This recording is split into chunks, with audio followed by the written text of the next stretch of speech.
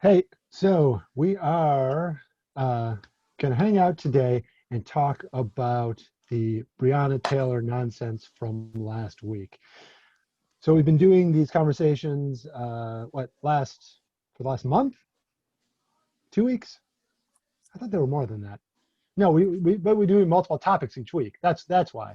Because I was like, I know we've had like 4 topics. All right, Mhm. so yeah, BLM, B-Town, Core Council, doing some conversations about current and interesting topics, giving our takes on it, you know, telling y'all what to think, yelling at each other. uh, um, but yeah, so this week, not surprisingly, the relevant and important conversation is about the Breonna Taylor verdict. Um, it's I mean, it seems almost absurd that, like, yeah, obviously September 2020, this is when we're going to be talking about Breonna Taylor, because it's been how many months since the cops broke into her house while she was asleep and shot her, and then did nothing. I mean, but yeah, end of September, finally they get around to a not a verdict, but a decision about indictment. Um, and so one of the former officers who was involved in killing her got indicted, not for that, but for some other shit. And so that is probably one of the things we can talk about is you know all the time they spent trying to decide who it was, and since they couldn't decide who it was that actually killed her, we got to let everyone go, because that's how it works when it's not cops involved, right?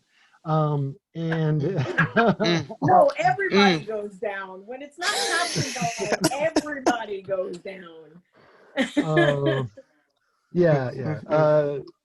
But yeah, so what we got on the 23rd was the decision, and the decision was, or not the decision again, the grand jury's decision about an indictment, and this was presented to us by Daniel Cameron, the Attorney General for the state of Kentucky. We got to talk about him. There's a lot to say about this gentleman, and That's a very kind term, It I am I is. am I am quite diplomatic. gentleman. I think you know me. I am quite diplomatic. Um, and I got I also sense a little bit of irony in the off-putting of gentleman. Mm, mm, well, mm. maybe a little. Yeah. Um, well, so here. Um, One of the things that I sometimes do, and this is, I want to say that this is different than the white dude playing devil's advocate. I I I sometimes will take these people at their word. I will take them at their word. I will say, okay, let's assume that Daniel Cameron is telling us the truth about everything, right? Hmm. And let's just see where that gets us. And so I remember I watched the press conference, and as I was watching it, it came to this point where it's like, this all sounds like nonsense. Like, this is terrible. I don't know what to do with any of this. But then again, deciding, okay, what if we take him at his word? And so, and this is maybe how we'll kind of, this is another way we can kind of get into this is, he said, look, this was all on the up and up. The grand jury um, had all the information they needed to make a fair decision. Okay, let's take him at his word. They had all the time they needed. Again, I guess that explains why it took all these months. They had all the independence they needed, so they were not influenced by me or my office. Okay, and they had the authority to come to bring any charges they wanted, and this is what they decided on. They decided on 3 counts of wanton endangerment, uh, because the bullets could have hit the next door neighbors, right? But then at some point during the question and answer, I just remembered this. I took a note about it. He said, sometimes the law, this is a tragedy, but sometimes the law is not adequate to respond to a tragedy. And so if we take him at his word that everything was done right, and we take him at his word that the grand jury did everything they could, and we take him at his word that this was a tragedy, and that sometimes criminal law is not adequate to respond to tragedy, you know, just for a moment, deciding we're going to trust a black man, right? We're going to listen to what he said. We're not going to doubt him. We're going to grant him full, respect. And say, Okay. okay, Okay. you know. So, Mhm. so where do we end up there? If the grand jury did everything they were empowered to do, the law was followed perfectly, and yet the law is not adequate to respond to a tragedy. Well, Martin, you know what I always say. You know what I always say about the law. The law is not moral, nor is it ethical. And Yep. so when we are invoking the law as the end all be all of everything, as the way for true justice to prevail, we are going to be unsatisfied because it is continuously and routinely and systematically racist. So sure, fine. In all of this, he managed to say one truth that I actually think is true. That sometimes the law is inadequate, in this situation. I am not as generous as you are. You're very generous. I'm giving him credit for possibly telling the truth in all of the other aspects of everything. Because I'm often skeptical of anybody who tells you, don't worry, everything was done fairly, but can provide no Yep. evidence to how things are done fairly. Yep. So Yeah. Yep. that definitely is a that's the trick that the person's lying clearly, oh, trust me, okay, sure. But then also, I don't know if y'all have noticed, but these Trump administration people are really bad at lying. Like, for people who lie all the time, you would think that they'd be really good at it, right? Like, practice makes perfect and all that. These people, I mean, Trump himself, but like everybody down to this AG of Kentucky here, Mr. Cameron, real bad at lying. It's paper thin. It's so paper thin that it's ridiculous. So, the fact that he offered one truth, two truths and a lie, you only get one. I love that game. I can always spot the lie, FYI, just so you know. Well, but that's the thing is that, so, I mean, we end up in a situation where if he's lying, then it's just same old, same old. But if he's telling the truth, it's actually much worse. Like if he's telling the truth that everything was done correctly, and this is the result we get, this is now an admission by the state that we can't provide justice with our criminal. No, with criminal what law. it's saying is we out here murdering black people. We Right. are out here murdering black people. That is the plan. Yeah. I mean, for me, all his words said was, yes, we're murdering you. Right. Yes, it's a tragedy. And that is what the law does. Right. And you don't, and it's, I mean, I think it's interesting that we're now getting an admission. Like, because, it's been a long time that they've been saying, no. What we need is more police. No, we need to follow the process. We need to run this through the legal process, and then we'll get the right answer. That's how we get justice. What's interesting is, again, if we take him at his word, we're actually in a situation where he's telling us, no, there was no chance. No, we followed criminal law, and that's not going to give us anything we want. That's not adequate. He just told us that. Or as Jada says, he might just be lying about all this, in which case we've got a guy we can't trust. I mean, that's, so this isn't good. Either way, if he's telling the truth, it's actually worse than if he's lying. Well, it's that saying that's been going around that, like, no, the system isn't broken, it's functioning as Yeah. it was meant to.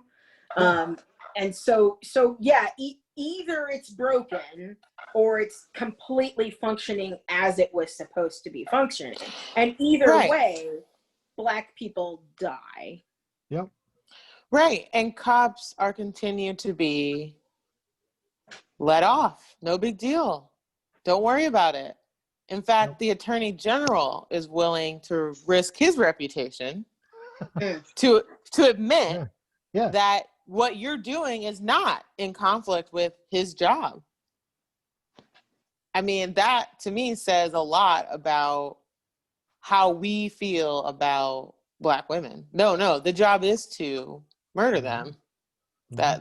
That is what we're doing here.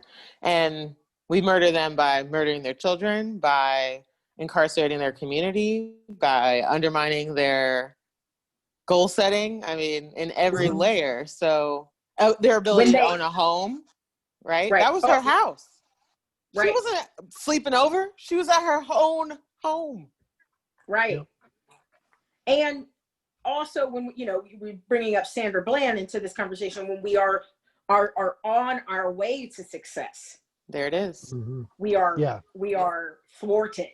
So even no matter whether we're just kept in a place of non-success, or again, like you said, our communities are devastated around us, our family is devastated around us, or when we are achieving, we are then knocked back and murdered and discounted. And I was having a conversation with someone the other night where they were saying, well, what about people like Oprah or Kobe Bryant or these high achieving people who, Oprah is apparently one of the most recognizable people in the world. Like she's, this, Mhm. and I'm like, well, you're talking about outliers. So Mhm. you're talking about the few who are allowed to succeed despite the odds, despite everything. And that, in any curve, you throw those out, right? like, those Yeah. who, but it's so skewed to this other side where, there are only a few outliers. And so many of the rest of the population of African Americans, of Black people in this country, are not being able to just survive, let alone thrive, let alone be Kobe Bryant or Oprah. Yeah. So it was kind of a weird point that they were making, and I was like, yeah, no, that doesn't even factor. That doesn't just throw that Also, one out. Oprah is Black capitalism. Like, I mean, she's not asking for land reparations. You think she's keeping her show if she brought people on and was like, we're going to talk about ways in which land reparations are necessary? Go. Like, she's not calling for white women to not vote for Trump. Right. She didn't use her book club to educate them about anti-racism. I'm just ideas, Or to even imagine. read Black novels more than novels set in Black pain, right? And so most of the novels that she, Beloved, or like even movies she was a part of. I mean, I love The Color Purple, but Jesus, the entire story is about Black oppression and misogynoir. So she gave Breonna Taylor the cover of her magazine. She has never done anything like that ever. It has always been her. Yeah. Right? But we're talking, she's at a position now, right, where the sacrifice isn't as it was.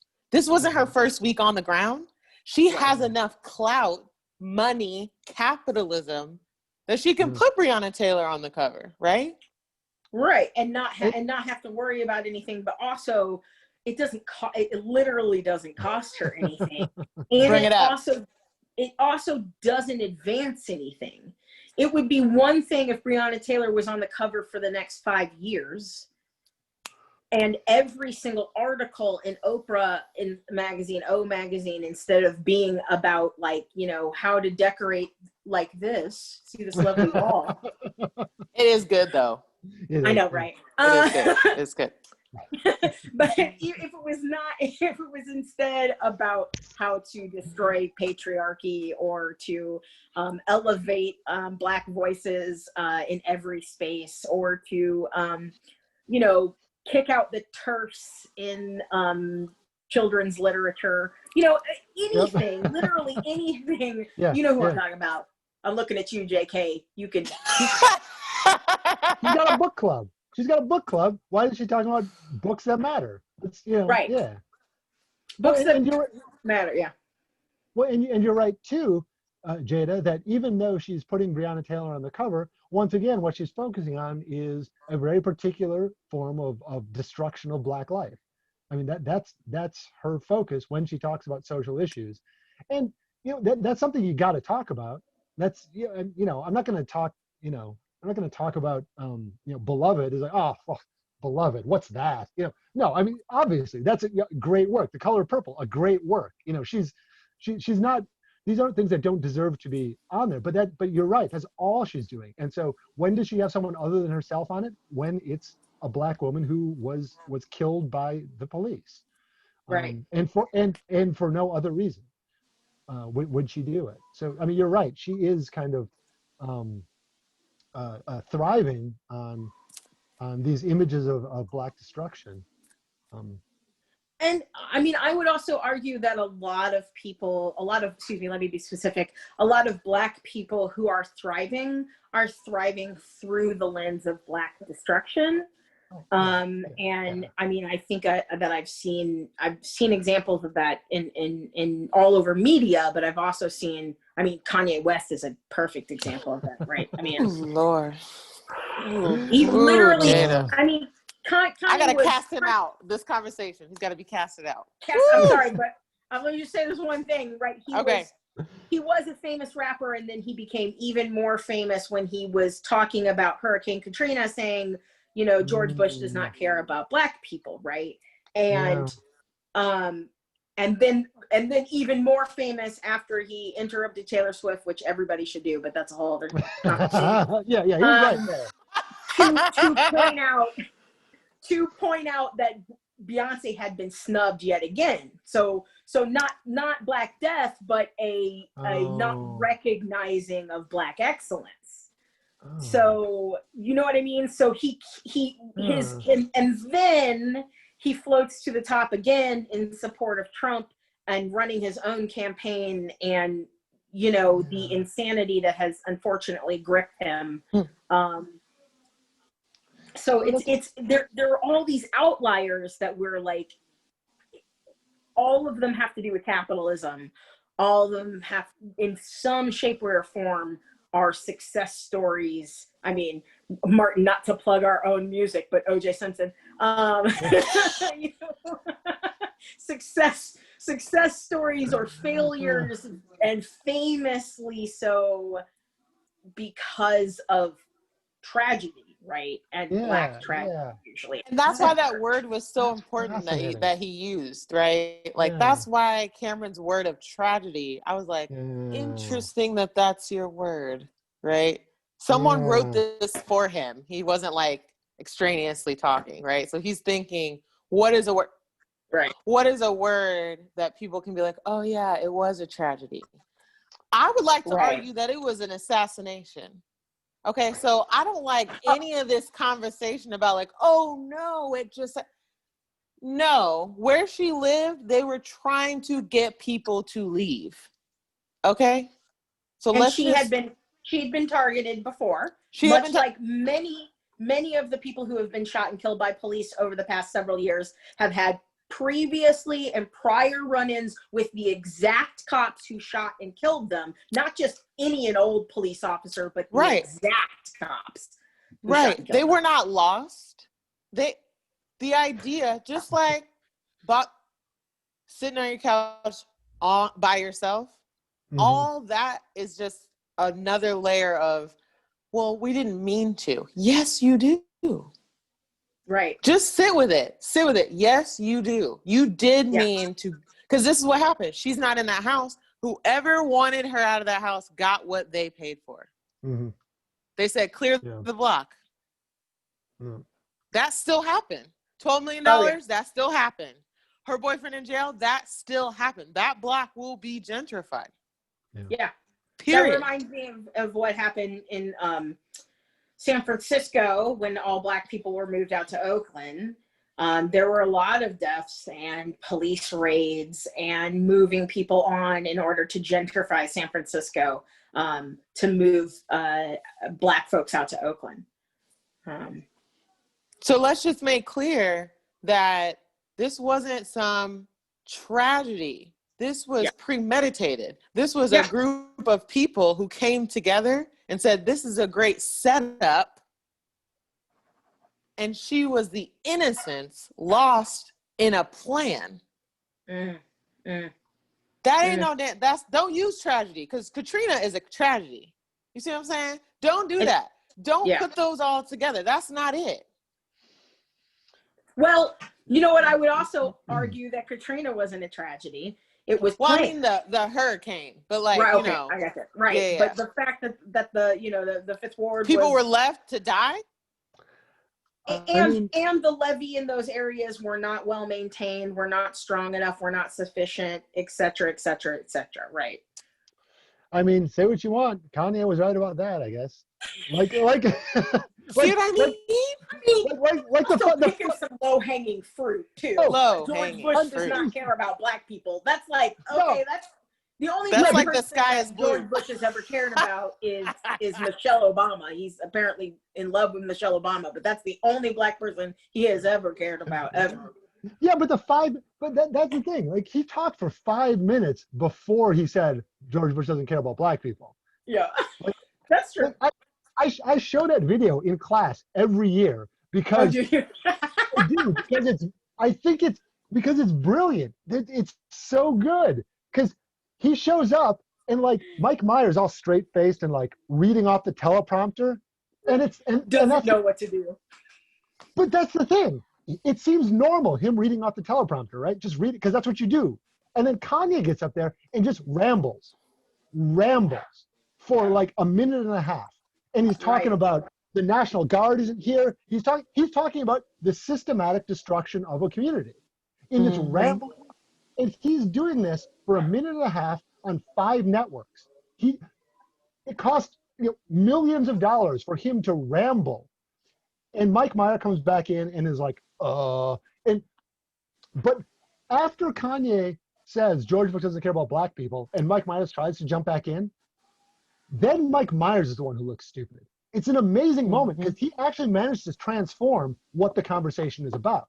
It's not about, because Mike Myers actually is talking, like I said, I teach this clip like every year because I think it's huge.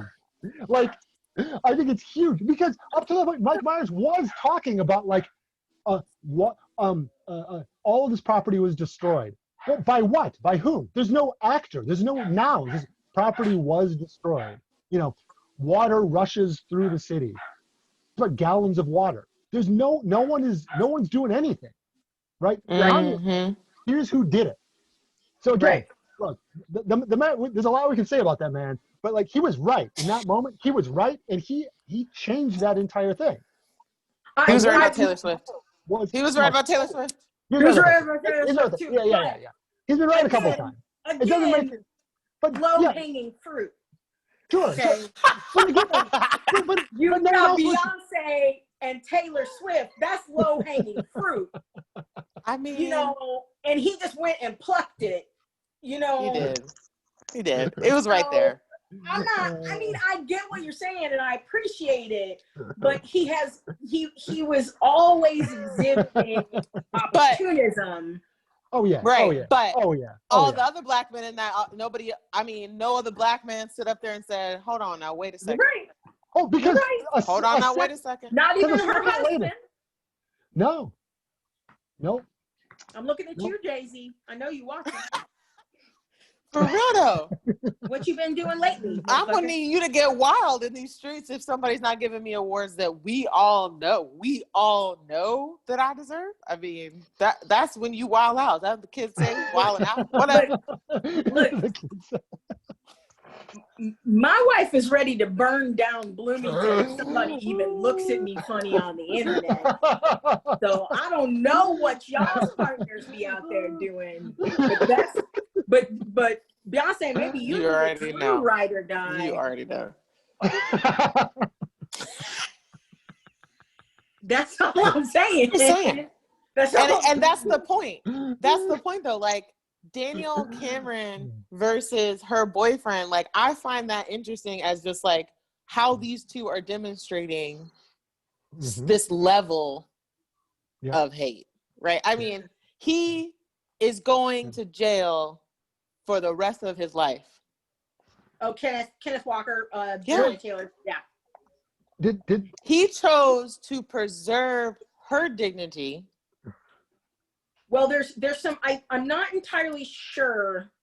Martin may have to check because I just saw an article that said something about that so the AG is saying that he shot a cop, but the ballistics has failed to match the bullet that hit the cop to his gun.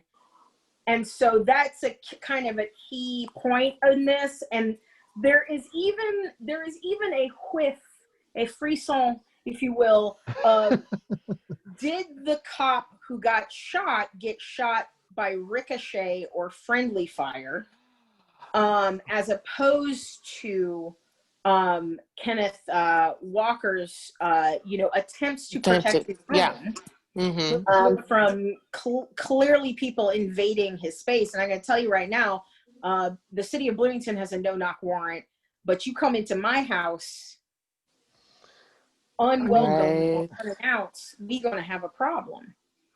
So how is so it looks like they did not, they dropped charges against him. Totally. That's my understanding.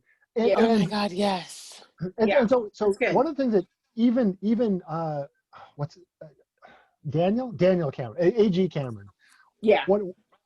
One of the things even he said was that, they weren't able to determine, where the bullet came from. Now, he said they were able to positively determine that the cop was not shot by another cop. But he says they weren't because of the type of round that hit him. Okay. Now you do know that most cops have their own personal drop gun on them. Again, like I said, that's what he's saying. That's the that information are usually different calibers than what they carry.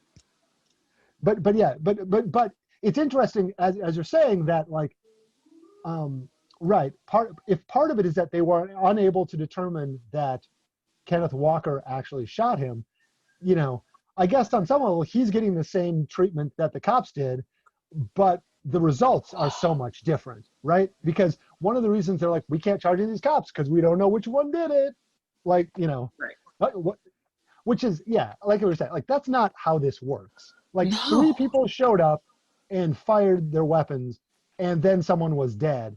Like, I can't just go with 2 other people, with identical firearms, kill someone and be like, which one of us did it?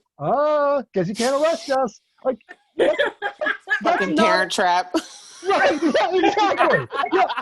That's like some, like, Encyclopedia Brown Mysteries bullshit. Like, that's not a real thing. Miss Marple and Poirot, they always find where the bullet comes from. So. They would have found out. Facts. They would have deduced before the end of the show. Right. We need if AG Marple. If they're just going, well, we give up, we can't tell what happened, then if you're the AG of Kentucky, you order them to go back and continue to investigate and continue to search for this. And even if that means, unfortunately, that justice is delayed, it is better than no justice whatsoever. But they all have their jobs still. No. And then there's that. And then there's the fact that they all should just be fired because it's clear that they're incompetent. So if they can't tell you which one of them shot and killed someone, how are they competent at doing their job? Um, Right. I can tell you in my office which one of my coworkers put paperwork forward.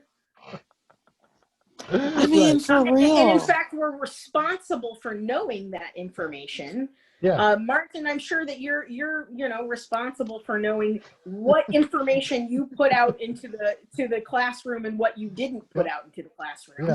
Yeah. Yeah. Lauren, I'm sure that there are comparable versions of that same scenario in your industry and also in the farm that, I'm very confused how police officers can be and politicians can be some of the only jobs where you can claim, I don't know, and everybody goes, oh, that's fine.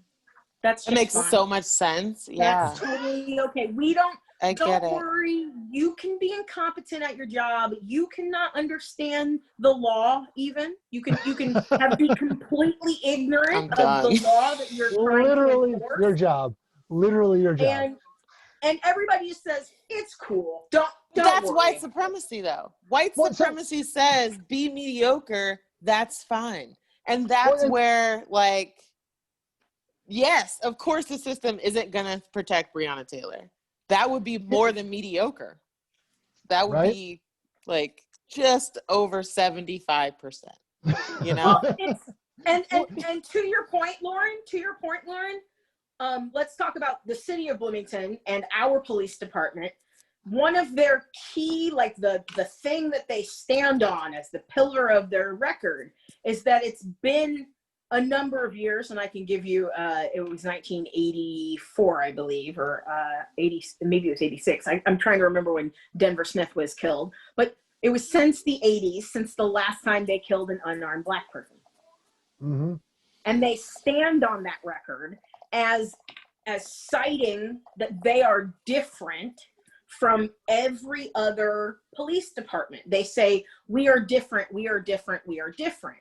They cite some of the training that they've gone to, even though the training that they list that they've gone to and that they've been a part of and that they've been certified for is often categorized as mediocre at best, bare minimum, given by people who are entrenched within police communities and not people who are entrenched in anti-racism, and so on and so on and so forth.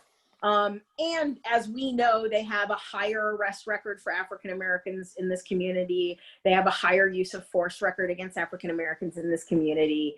And so they're standing on ceremony that they have not murdered somebody. And that's what sets them apart. And again, it's that not just a mediocre bar, it's the lowest bar to just not murder somebody when you go out on a call. And they're like, see, I didn't kill anybody today. Yep. Literally. But that's what I'm saying. Like, that is, so I'm doing what Martin says. That is a big deal. Yeah. Like, for the system to run well, right? Like, that's what I'm saying. Like, that's the macro of it all. Like, they're not wrong. But for them to be right is wrong. It's so much worse. It's so much worse. No, right. Yeah. Yeah. I mean, again, like I said, it's either way. Either the system is broken and that's fucking horrible, or it's working exactly as it's supposed to.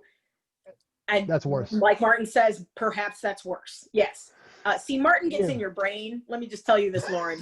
The more you spend with Martin, you're like, these things come out of your mouth and they're very Martin-esque. And you're like, why am I being so nice right now? Welcome to the labyrinth, welcome to the labyrinth. Yeah, I just think that it's an interesting perspective, because then, I mean, her boyfriend was telling the truth the whole time, right? Yeah. The whole time. If Cameron's telling the truth, right? Yep. But the outcome is still the same. Black women get murdered. Yeah. Yeah. So one of the things that Lauren brought up that and I think maybe Jada has talked about this before too, is exactly this notion that you can that incompetence justifies and fuels white supremacy.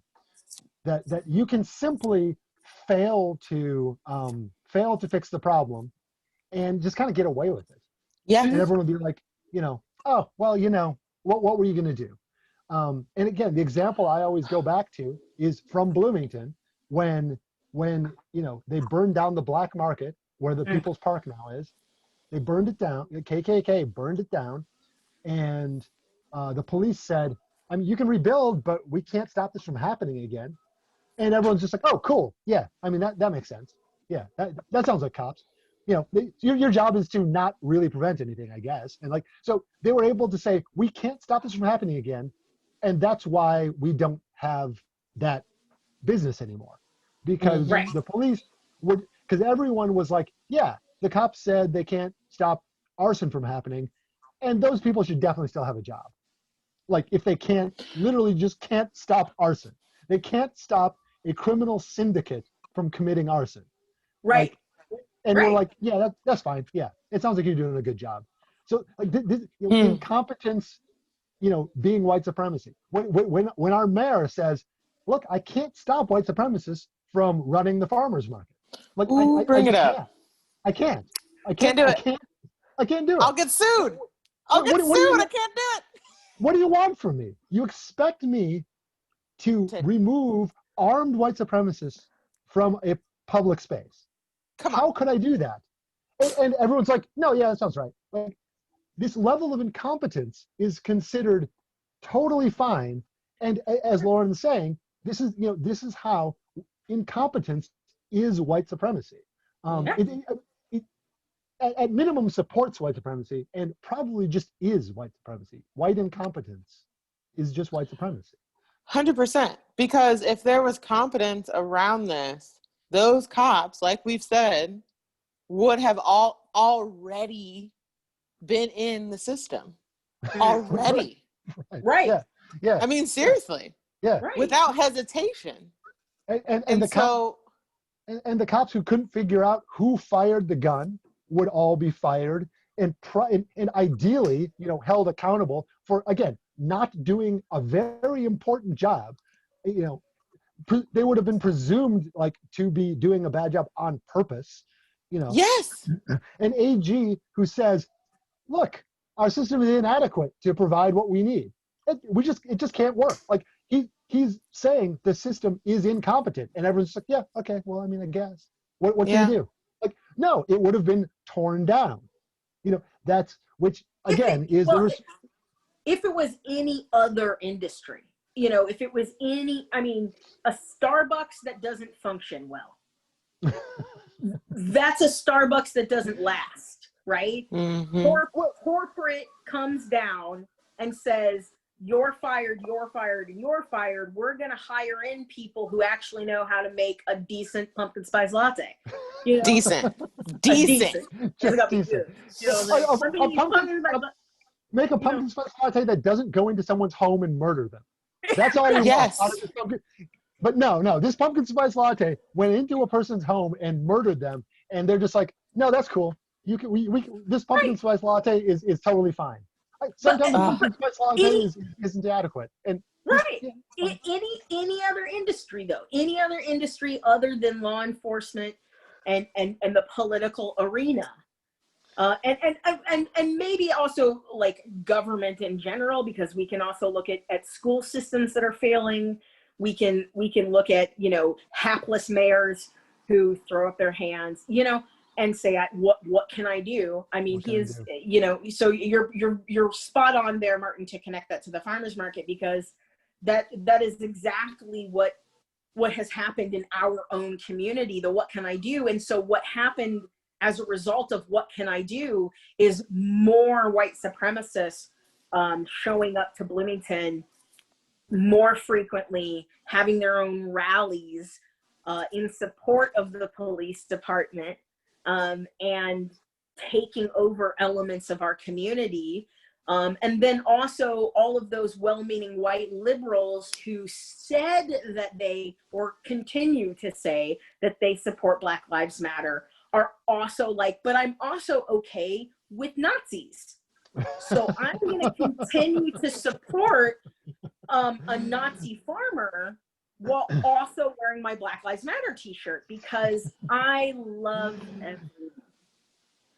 I mean, everyone matters. So. Right. Yes, this is all lives matter. So Nazi lives matter, Black lives matter, Trump lives matter. You know, yeah. I don't know if you know this, but Trump people are a breed of people now. They are no. They've dubbed themselves that they are a type of person, and they're being discriminated against now. Right. Trump supporters are getting discriminated against. So are anti-maskers. They're a type of person, and they are getting discriminated against. So Karen's last name is Trump now? Yeah. And Becky's last name is Trump? Yes. We're going there? Okay. We're Just going want to get it right. Just want to make sure. He's I mean, and just add to the rest of his family who are hapless as well. So if Eric Trump didn't look like the epitome of a Chad, I don't know. His name is Eric, isn't it? Yeah. Wow. I always go with Brad. I don't know. It's Brad. It's always. Well, Donald Jr. also, you know. Right. You think you're making fun of them? You're like, I don't know, his kids, Eric and Donald Jr., I guess. Like, oh, that's really them? Oh, okay, yeah. Well, I guess that really is their name. Okay. His names. Oh, yeah. They're like Eric, Donald Jr., and Tiffany or something. Oh, really? Oh, that's really them. Oh, okay. I'm sorry. Yeah. Seriously. Well, so I'm gonna loop us back to one thing that we said earlier. So, Martin, I believe you were talking about how Kanye was talking about how the National Guard was not called in to Katrina, but that reminded me of how in advance of the announcement, the Kentucky governor brought in tanks. 500 National Guard servicemen were called up, and correct me if I'm wrong in my assessment of the National Guard, but the National Guard are people who are part-time military, right? So yes. they play military on the weekend. So during the week they are attending Trump rallies, and then on the weekend they go. Am I wrong? Am I connecting things? That does seem to be the case. My understanding is that there have been times when they are also folks who want some extra cash. Okay. So there's also that. So it is not inconceivable that a number of these National Guard members were just poor people, which again, arguably, that doesn't make it better, right? It's like, I don't believe in this cause. I need some money, so I'm going to, enforce unjustifiable policies against other poor people. Literally, that's what I think. Every time I see a black person at a Trump rally, I'm just like, get your money, player. Get your money. Because I can't imagine any other reason why. Right. It's a little sad at that point. Well, I can. The term that comes to mind when I see this behavior, especially black Republicans, I've never understood. And I could be wrong, but I believe Fela Kuti coined it. It's colonial mentality. It's where you have a colonized mind, that you have ingested the colonizer virus so much that you believe in the espousing the crazy thinking of your oppressor. As I am always plugging the book, Decolonizing Wealth by Edgar Villanueva, as I'm always doing, he enumerates that conversation about the colonizer virus very well, and how it, if we're looking at like a Viking model where Vikings come in and they plunge and pillage and they take everything and they go back home, but they leave you there to like have nothing after they've taken everything, and you're like, crap, I'm still me, but I don't have anything. Whereas conquistadors and conquerors, they come in into your place, they take you over, they take over your land and all of your possessions, and then they make you them. Mm-hmm. Yeah. Mm-hmm. And so I saw The Matrix.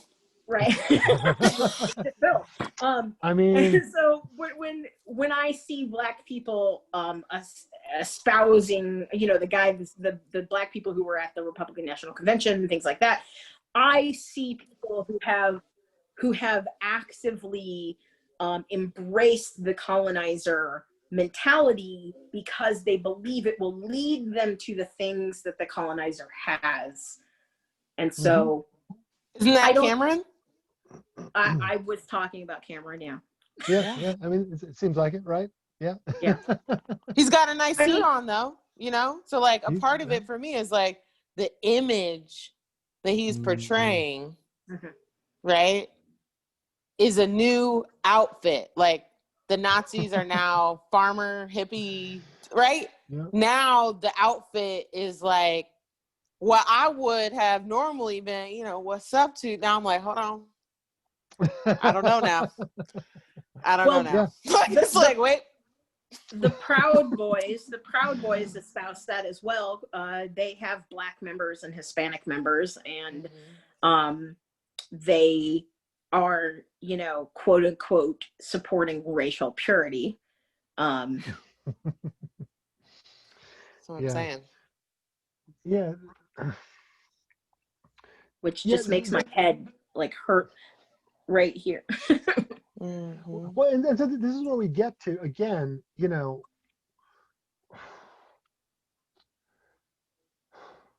that what we're if we listen to Cameron, if we take him seriously, if we assume he's telling the truth, and that's not doing him a favor. That's not doing him a favor at all. If we assume he's telling the truth, he's telling us right up front that, you know, the only way forward is by taking this down, you know, burning some stuff down.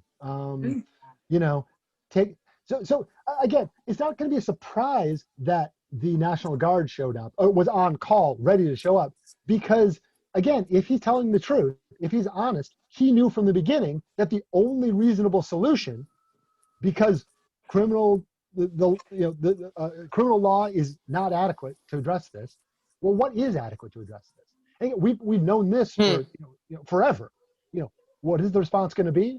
Well, there's going to be, you know, we're going to tear some shit down. It's going to happen. So again, this is all. This is another, I guess, what I'm trying to get to, I think, is that this is another level of that kind of incompetence where they get to say, there were riots. How did this happen? We have no idea how this happened. We have no explanation for it. Well, yes, you do. Because again, you told us that this is what was going to happen. You told us this is the only thing that could happen. This is the thing that's been happening continuously since 1774 or something, you know, just on continuously. So like, this is not a surprise to anyone, but the ability to act surprised and then respond badly, respond inadequately, is again part of this incompetence game they play to maintain white supremacy. Yeah, and it's interesting because like that's what I was thinking about with the lynching bill, right? It's like we don't even know what that law would say. Like in this instance, that law would have to say you're not allowed to murder Black women in their sleep. Is that something we need to write down? So that's what you're getting at, right? Like it's like the incompetence is so steeped in white supremacy that to say these things is incompetent because it should already exist. Like there shouldn't have to be an extra law that says don't murder Black women in their sleep. Like that's right.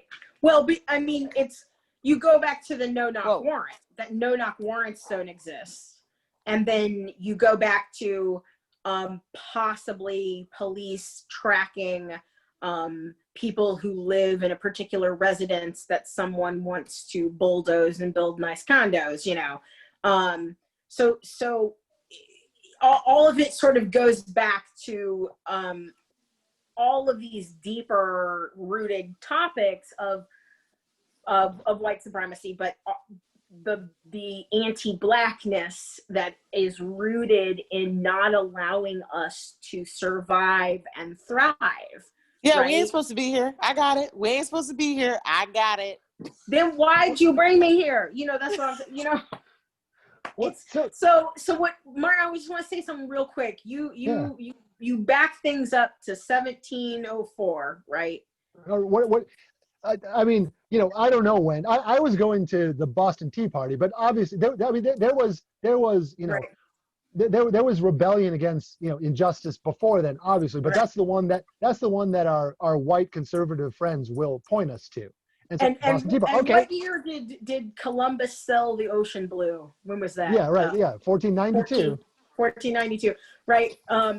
So when you said that, when you're talking about that, I just had this like wave come over me of thinking about America before it was America, and when it was indigenous land, and how fucking beautiful this country probably was before.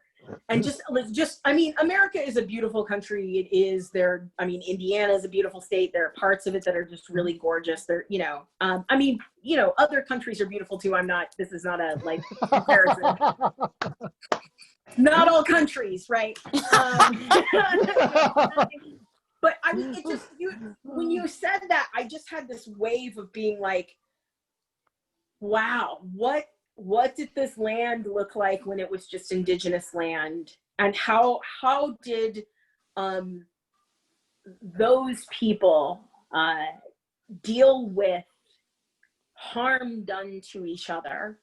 And how can we get back to dealing with harm done to each other in a way that is supporting the indigeneity of this country, and therefore Black people, because at this point Black Americans are indigenous to America. So many of us have lost our ancestry and who we are, and so there's so when we say we're Black, that doesn't, people from Nigeria don't necessarily walk around calling themselves Black. They're calling themselves Nigerians. Yeah. And Nigerian Americans are calling themselves Nigerian Americans, and so when I think about this, I'm thinking about how is it that we can get to a point of indigenizing our harm reduction systems. So that's really interesting. So I have coincidentally been listening to a bunch of I don't know if leftist is the right word, but kind of radical native media recently. Coincidentally, yeah. So Kim Tallbear, who is a professor now at University of Alberta, is super smart and like a person I would like to listen to talk for like the rest of my life. She is the coolest, Kim Tallbear. And so then I fell down a hole. I fell down a hole of listening to like everything she's ever been on, and a lot of it is her like telling settlers like what's what, and it's great. The point is that you talking about this is makes me want to like we should try to talk to some indigenous folks, some native folks, and talk about some of the stuff with them, because I think they would probably disagree with some of this and also help us get right about it. Because I think that would be awesome. I'd be really into that. We should make a note. That's what I was just going to write down. I'll make a note. Talk to Native brothers and sisters and siblings, and those of two spirits. There we go. Yeah. And figure out how, because I think that would actually be a really good. I'm pitching our next conversation or a future conversation. That sounds like an amazing conversation. Tune in the future.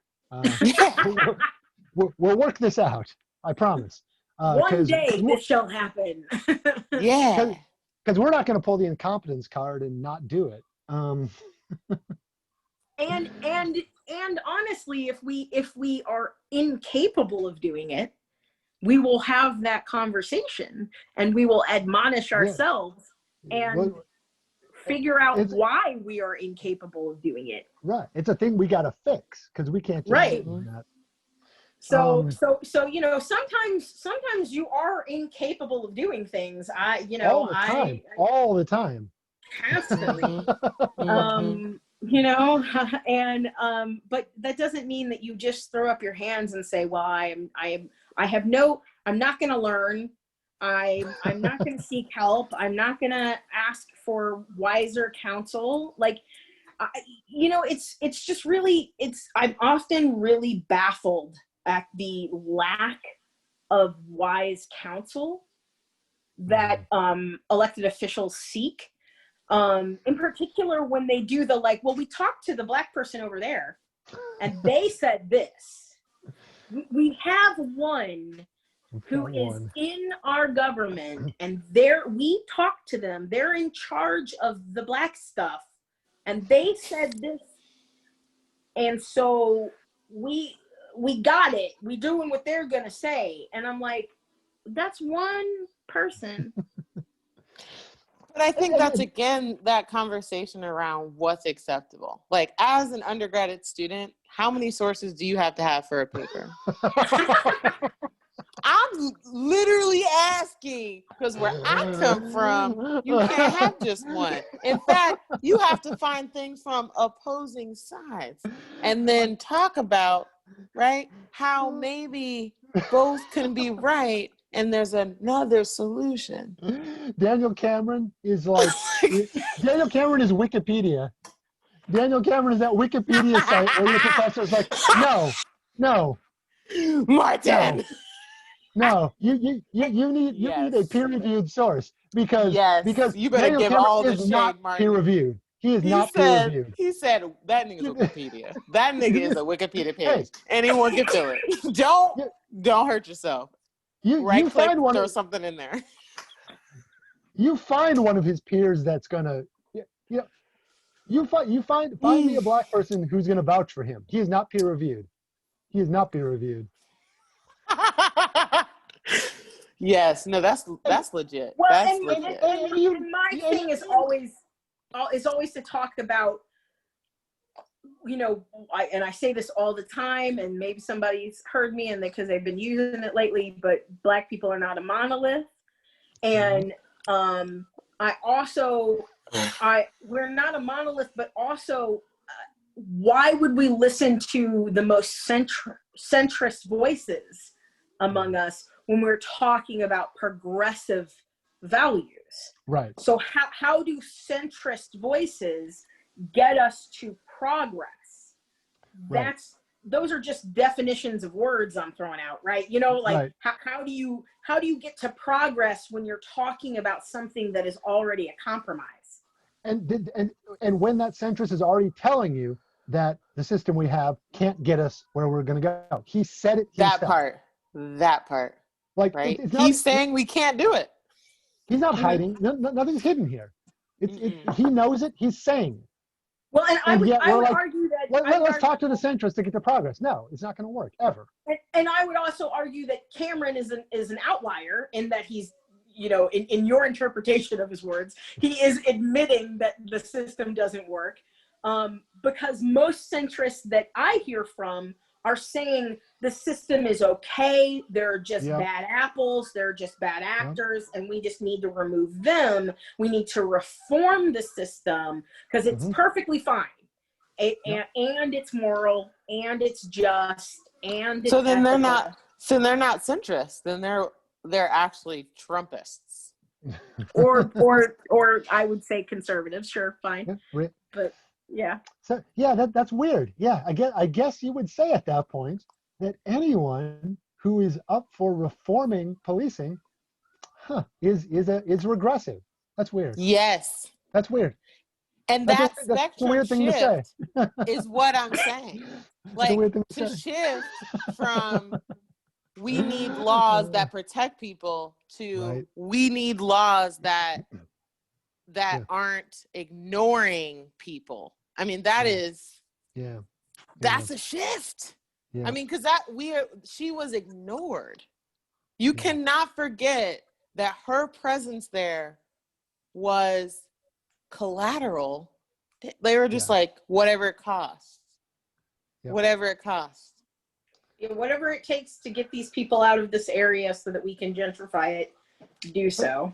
But and think, I mean, that's a great point too, that even in all of this discussion, even legally, like the fact that she will not appear as legally relevant in any way. That's what they did. There was discussion and deliberation over whether or not Walker's actions were, criminal when he shot the cops. There was discussion over whether or not the cops unduly threatened the life of the neighbors, and they found that they did unduly threaten the lives of the neighbors. Right. But Breonna Taylor is nowhere. She's irrelevant. She's irrelevant here. They made her 100% superfluous to everything. And so and so again, the law and Daniel Cameron said everything went correctly. We've done everything right. Everything was done perfectly. And in a perfect system, Breonna Taylor is totally irrelevant. And therefore Black women and therefore Black women are in our system, in our country, in our government, in our laws, irrelevant. Totally superfluous. Yeah. Surplus to requirement. Yep. And so, at which point, again, they call it the National Guard because they know that the only reasonable response is people going out into the street and trying to make another reality. That's what's happening in the street, is the creation of another reality. Yes. And that's we can say what we want about the efficacy of on the street direct action protest. BLM, we always say multiplicity of tactics, all tactics are valid. So it's not the only way, but the thing that does happen when you go out into the street is that you are creating another set of conditions. You're creating a reality under which you are not being governed, but from the outside. You're governing yourselves, and within that system of governance, within that moment, just that moment, it's possible that Black women are important. And you can make that be the case within your collective that is taking action at that moment. You can make it be the case that Black women are not superfluous. Especially when you are following the model of the anti-racism that is being supported and outlined by Black Lives Matter organizations all over the country, where they are centering Black women voices, and and to just put truth into this, we're not centering our Black trans women nearly as much as we should be, and they are suffering for it. And so when we see how little Black women matter outside of the protest, right, we also see how very little Black trans women matter inside the protest. And so there are so many of these layers and so much to uncover, and the three of us are not going to do it all in one night. That's why we're continuing to have these conversations and series and talks. One thing that we kind of hit on but didn't completely hit on was the misogynoir of AG Cameron, of his ineffectiveness, and so this then ties into the conversation we were just having about Black women not factoring in. So even for a Black man who has this power, who seemingly has control over this situation, or is supposed to, correct?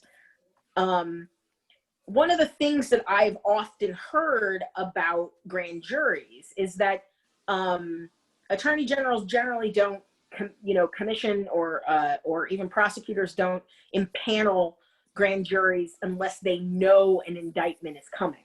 Exactly. Unless they have clear charges that they know they can make stick, and they do it. So that means that grand juries are almost always impaneled in order to indict.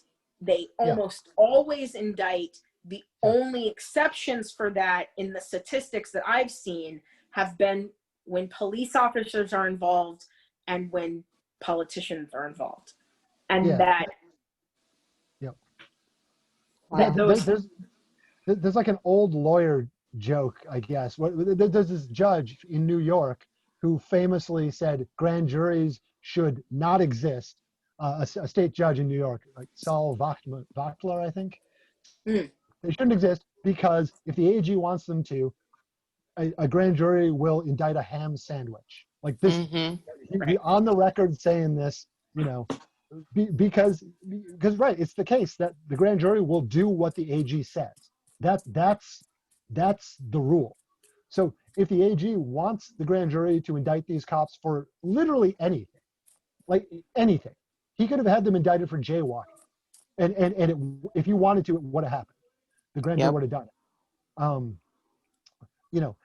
Again, this is me taking a break from believing him when he says they had all the autonomy they wanted, which again, it makes it worse, right? Being clear, that actually makes it worse. But so you're exactly right. Grand juries will indict for anything and everything if the AG wants them to. Right. And this implies that the AG did not want them to, because this is what always happens with police officers. Yeah, and the AG in question has, all of the Black media is exposing his connections to Mitch McConnell, to Donald Trump, to. We do come for people. We do. I mean, we do. And that's what I mean. Like, he's the first African American that's been elected, and he did not spend any of that for a Black woman in his jurisdiction. Well, his role was to do something about this Black woman's life. Well, and that this is why he was in that role. Yes. Oh man, if this were a movie, there would be a scene where they're like, all right, we're giving you this job, but we're going to ask something of you in the future. And it was this. They knew they were going to murder a Black person, and it was going to be a big deal, and they were going to need a Black face to walk out and say, everything looks good to me. But see, he said it's cool, right? Well, and so what I was saying that's earlier, why they wanted him. That's why they wanted him. But he went along with it. That's the thing. It's like her boyfriend didn't go along with it, right? Like he didn't go along with it. He had all the reasons to go along with it. He did. He didn't. This man has. Get yourself a ride or die. Get yourself a ride or die. And Cameron had all the reasons to do the right thing, and he chose not to. Do you see what I'm saying? Like putting if you could write a whole movie just about that, them back and forth with what brought him to decide, I'm not going to do this. I'm not going to do this. Both of them asking that same question: are you going to do it or not? That is what they had to wrestle with, knowing the weight of their decision. I mean, somebody's grandma's pissed off. My grandma's pissed off. His grandma's pissed. There's some Black women who are mad. Like, so where was that? Somebody's auntie gonna come smack you with a shoe. Shit. I felt my grandma's hand smacking me in the back of the head. I'm not even him. What the fuck y'all doing? Right? What have you done? You have spoken to Black people and said, you don't matter. That is what he has done. Cameron has said, but even telling the truth, he has said, no, we still don't matter. Don't get confused. Let me speak to your point about Cameron being the first, because it's 2020, right? And constantly we're hearing about the first, right? You mad, right? Because I'm big mad about that. I get really upset actually about the first, because what happens is you most likely almost always become the only. Mm-hmm. Okay, so you're the first and the only. And usually it takes several years, if not even generations, to become, to not be the only anymore. Yes. But what happens to Black people when they are dropped into the void of whiteness in a job, in a neighborhood, in whatever, is that either assimilation or rebellion happens, and each of those things are fraught with tearing apart of Black identity, but also tearing apart of effectiveness, of progress, of and all these crazy things just happen, not only to your own personal psyche, but then everybody out there in the world. So I have one Black friend, and they say it's okay for me to use the N-word, and so, well, if you had two Black friends, you might get opposing opinions. Or and that ain't really your friend. Right, there's that. But if you had 3 Black friends, then the 3 Black friends get to form a consensus, not only about you using that word, but about you.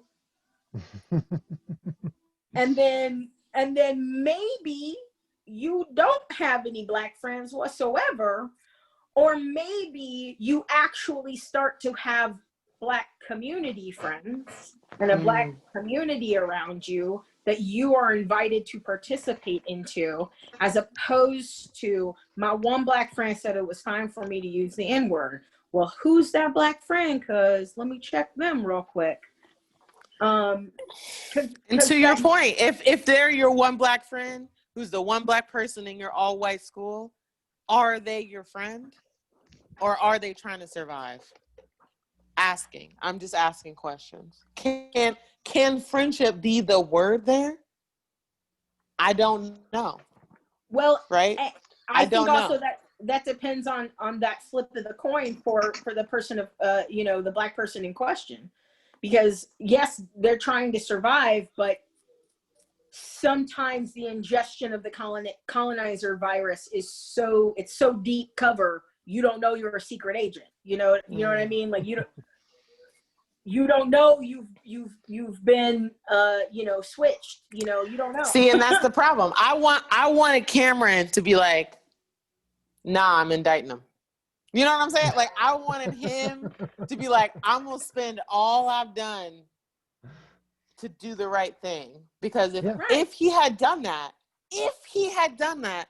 and let's say they didn't get indicted anyway, what would that have said about Cameron?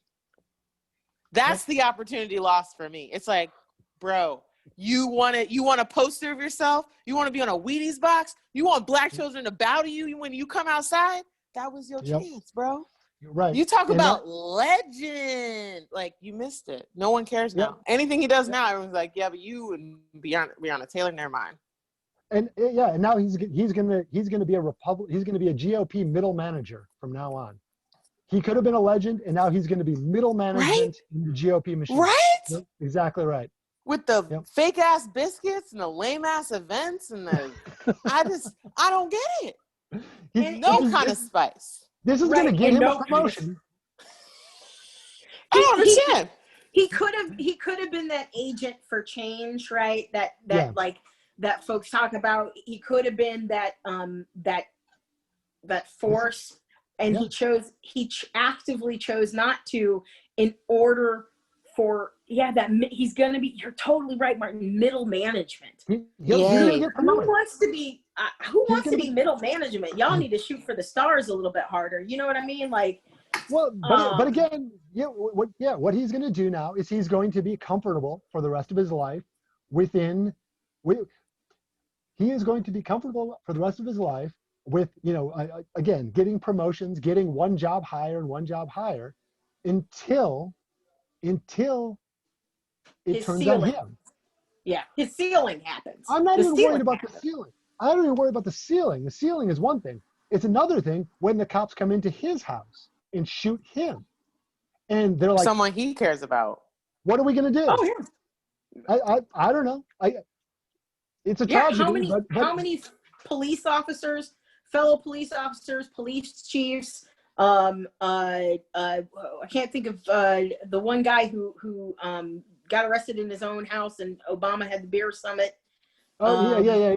Henry Louis Gates Jr. Oh, that's Yes. right, Henry Louis Gates. Yeah, like people who have hit these heights of fame, who are or should be recognized. A police officer who gets arrested by his own fellow cops because they don't. That happens all the time.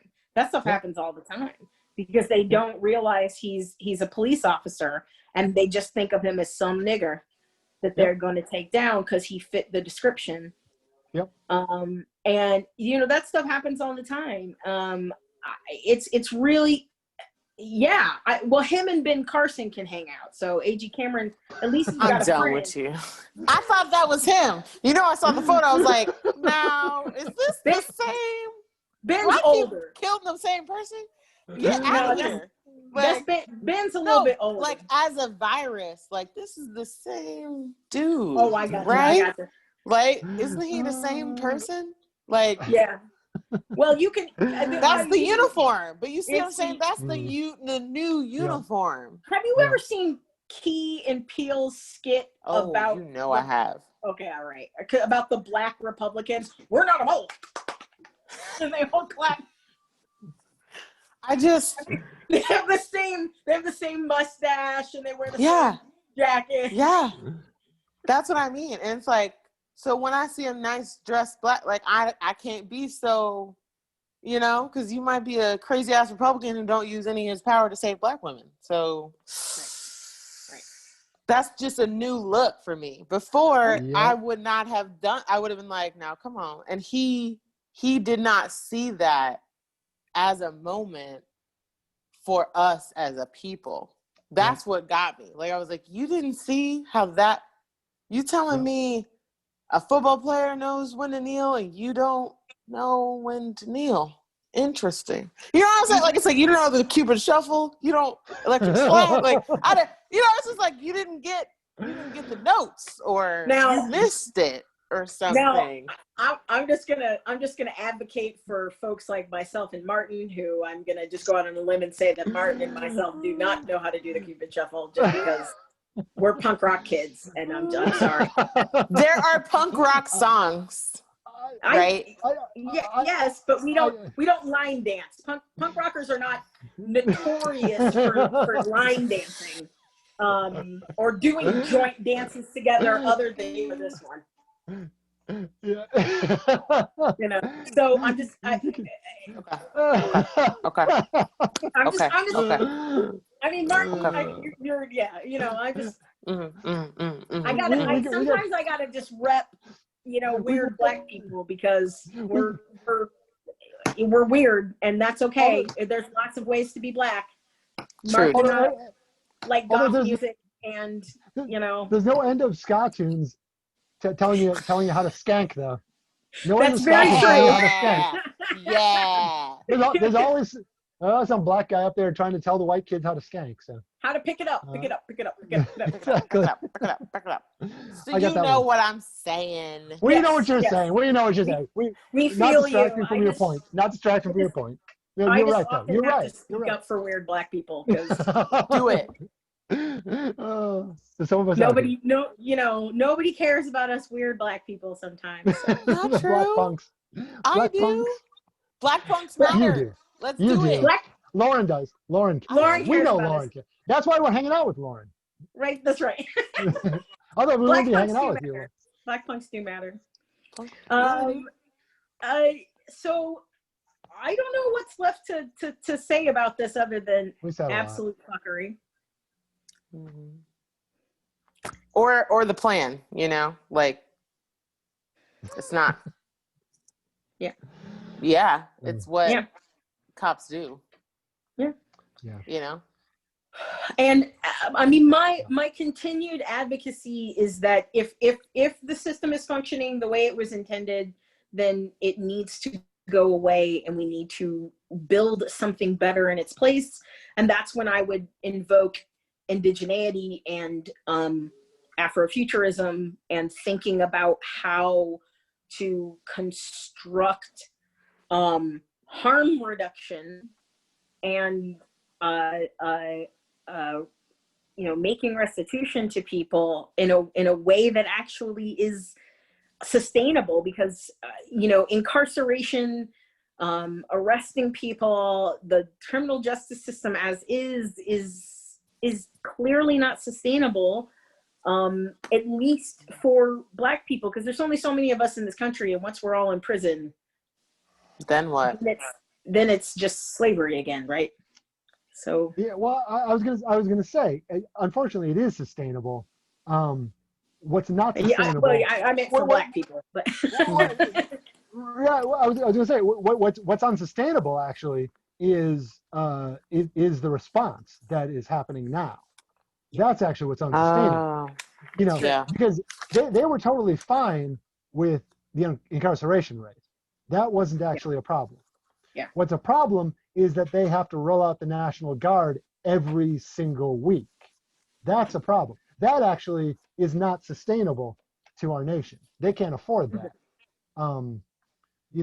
Too many businesses are getting torn up. That's bad for the economy. That's not sustainable. yeah. In Kenosha, Wisconsin, a couple of white folks got shot and killed. That's not sustainable. You can't have white people getting killed in the street. That's not sustainable. So like this, revolutionary response, that's what's making it unsustainable, and that's what has to happen. So I agree with you, and that that we need some other system, and slowly other folks are figuring it out as they figure out that we're going to make this not sustainable. Right? We're going to make sure this is not sustainable. Either because it already wasn't sustainable for us, we're going to make sure it's not sustainable for you either. Nice. Yeah. I like that, Martin. I like that a lot. Yeah. My worry is always just the extreme fatigue. I mean, it's been a long pandemic already, and it's been a long secondary pandemic. And it feels like the election is a tertiary pandemic, and the stress and anxiety that everybody is feeling about COVID, about Black death everywhere. I mean, because we see the Black lash happening constantly, and then also following everything up with all of the election hoopla, and now replacing a federal court judge, or Supreme Court judge, excuse me, with a that woman. I don't even want to think about her as an entity on this planet, but I'm probably going to have to at some point in time. So it's just the fatigue, I feel like, set in a long time ago, and now it's just human devastation syndrome. They talk about that with Syrian refugees. They talk about that with people who live in war zones. And I've often thought about that. I used to talk about Black people living under nihilist conditions. So how could you not be a nihilist? How could you not be, if you're Black in this country, how could you not be a nihilist? Nothing matters. It doesn't matter. But now I really think that it's moving towards that human devastation syndrome of this everyday exhaustion that has overtaken what it is to be Black and conscious in this country. There's a movie from 1959, and it's like this parody of like bad educational films from the 50s. Yeah. Yes. This was a parody of one of those, but it was about this group of white jazz fans And this black member of the jazz club basically spends, an hour telling all the white folks exactly what you were saying. Like, look, jazz is just jazz is the nihilistic response to nihilism. And the soundtrack is by Sun Ra, like in Oh yeah, yeah, 1959. Cry of Jazz. yeah. It's called Cry of Jazz. It is the best movie because, again, on top of like it being all truth and all Sun Ra, it's also making fun of the people. Like, it's a great movie. You got it. You can find it on Yeah. YouTube. It's called Cry of Jazz. It's, like I said, it's all truth. It's 1959, and like they knew it, and we still are trying to get it. The But yeah, cry of Talk jazz. about expanding your I'm just mind. Listen to Sun Ra. Yeah. right, yeah, and they got Sun Ra doing the soundtrack in 1959. I think he's credited as like Sonny Blunt or something. Like he's Yeah. not Sun Ra yet, Yeah. but I believe it's, yeah. Yeah. but like he's still Sun Ra. Like he wasn't Sun Yeah. Ra yet, but he was definitely Sun Ra. He was still Wow. playing weird jazz. Yes. He was. Well, I mean, again, given the message of this film, like they already knew that he was a person going, yeah, we've got to the only solution is off this planet, because if we stay here, nihilism is the only answer. So like, yeah, Yeah. Wow. Yeah. like I said, yeah. So, you're right, and smart black people have known this for decades and decades. We are receiving the wisdom of our ancestors. This is not new, but yet so many people don't know it. You are channeling the wisdom of of so many generations of brilliant folks. Yeah. Yeah, and I remember that movie because it's another, earlier we were talking So about good. movies I watched in college with friends Yes. in altered states. That was definitely one of those movies. Yes, this would be one. Yes, this would be one. It's so and good. So those of you who are out there, I suggest Altered States while watching this movie. Not that Okay. I'm pushing Altered States. I would never push those of you who are sober. That's totally fine too. So. But yeah, this movie but Altered States might do benefit. help. Apparently. Well, any other thoughts? Yeah. It took my breath away. I mean, I'm just in like the feeling space. Like I felt the weight of that verdict, like in all of its entirety. Like I was like tired. I was like, I'm so fucking exhausted after hearing this information. And then I couldn't sleep the next night, like at all. So it was just a visceral understanding of like I was saying about Cameron, like what the decisions of a few people really can do as like emotional terrorism for Black people. Like I was like, this was a day that I'm gonna write in my journal, like because and there are plenty of examples throughout history, but like this was one of them for me, where I was like, I will be talking about this when I'm an old lady, right? About like, well, then we found Breonna Taylor, and that was just the confirmation, like pun totally intended, of where we are. Yeah, for sure. Yeah. I just thank you both for sitting in with me and talking. I am feeling like we're leaving things on a sad note, but there's no, it's hard to find joy in so little care about us. I mean, there's joy. Black joy will always win out, inevitably, but in my opinion, we have to take those moments to talk about Black pain and to talk about the lack of care about Black pain. And, I like our video series because we're getting to get into these topics, and there's so much to talk about constantly. Just for those people who are watching our videos, we post them every Wednesday. You can view all of the videos for Black Lives Matter on our YouTube page, but also they're also posted on our Facebook page. So we cross post them. So you can go to our YouTube channel, you can go to our Facebook page, you can go to our website and see all of our videos that we've made over the years, even and anything filmed that is filmed of any of us giving talks or conversations, we put those up as well. I just want to say our Black Against the Wall video that was a 2-hour discussion amongst all of the core council members of Black Lives Matter back right after George Floyd was murdered has now hit around 7,000 views and continues to grow. And I hope people check that out because it's an in-depth discussion of what George Floyd and how he impacted all of us and the protest across the country, our feelings about that in particular. Last week's episode, we discussed the Jessica Krug, I believe is her name, who was impersonating a Black person. We also discussed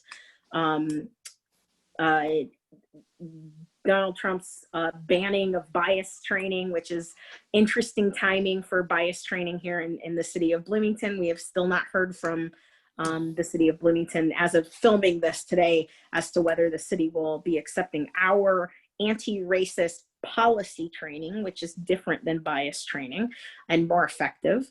And we are trying to negotiate with the county as to whether they're going to be accepting our anti-racist policy training as well.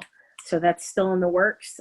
We encourage everybody to hit up your elected officials and tell them that it is imperative that they hear from progressive Black voices within the community and not just centrist or moderate Black voices within the community. Also, the last thing I'm gonna say is on October the 10th, we'll be selling BLM merch at the People's Market. We do that every 2 weeks. We just did it this last Saturday. We'll be there on October the 10th.